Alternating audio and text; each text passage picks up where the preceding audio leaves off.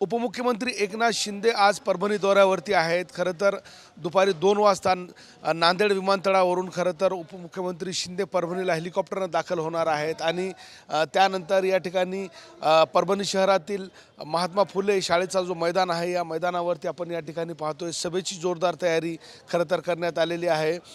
या मैदानावरती सभास्थळ असं उभारण्यात आलेलं आहे. साधारण 5,000पेक्षा अधिक नागरिक बसतील अशी आसन व्यवस्था खरं तर करण्यात आलेली आहे. स्थानिक स्वराज्य संस्था निवडणुकीच्या तोंडावरती शिंदे यांची आज महत्त्वपूर्ण खरं तर ही सभा होत आहे आणि त्यामुळे ह्या सभेला एक विशेष महत्त्व प्राप्त आहे.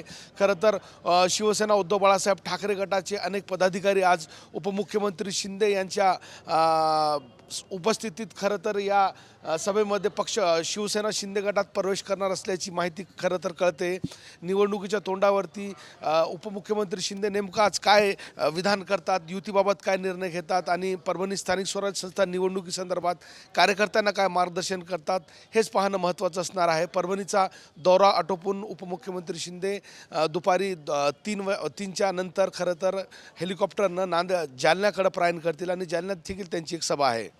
कॅमेरा पर्सन विनोद हुमनाबादकरसह नजीर खान, TV9 मराठी, परभणी.